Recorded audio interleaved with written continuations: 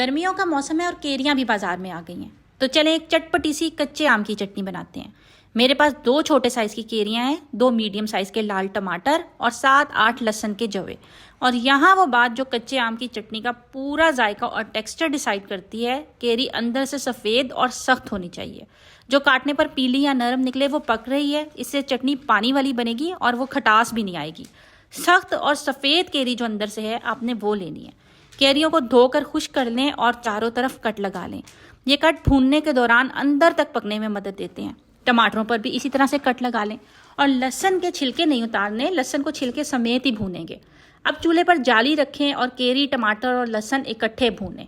और यहाँ वो बात जो कच्चे आम की चटनी को बाकी सब चटनियों से अलग करती है, बाहर से जितनी काली होगी केरी इतना ही अच्छा है। ये जला हुआ छिलका नहीं है, ये धुआं है जो अंदर जज्ब हो रहा है, और यही स्मोकी जायका है जो ब्लेंडर में बनी कच्चे आम की चटनी में कभी नहीं आता। लहसुन सबसे पहले निकाल लें, ये जल्दी पक जाता है और ज़्यादा देर रहा तो कड़वा हो जाएगा। टमाटर इसके बाद, और केरियाँ सबसे ज़्यादा वक्त लेती हैं, सख्त होती हैं, इसलिए आपने पेशेंस से काम लेना है। बाहर से काली और जली हुई लगेंगी, लेकिन कोई टेंशन की बात नहीं है, ठंडा होने के बाद छिलका आसानी से उतर जाएगा। सब चीज़ें ठंडी हो जाएं तो छिलके उतार लें, और अगर कोई जगह बहुत ज़्यादा जली लगे तो वो हिस्सा अलग कर दें।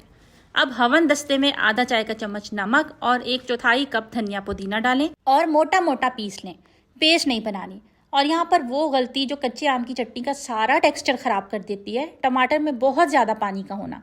अगर ज़ोर ज़ोर से पीसेंगे तो चटनी पानी वाली बनेगी और वो गाढ़ा और स्मोकी टेक्सचर ख़त्म हो जाएगा।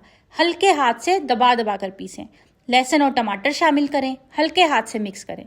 अब केरी का गूदा गुठली से अलग करें, ठंडे होने के बाद आसानी से हो जाता है। इसे भी शामिल करें और हल्के हाथ से मिला लें। आधा चाय का चम्मच सुरख मिर्च पाउडर और आधी मीडियम प्याज बारीक कटी हुई शामिल कर लें। और अब बारी आती है तड़के की, और ये स्टेप बिल्कुल नहीं छोड़िएगा। 3 खाने के चम्मच तेल गरम करें, चुटकी भर सफ़ेद ज़ीरा और इतनी ही राई डालें, चटकने दें।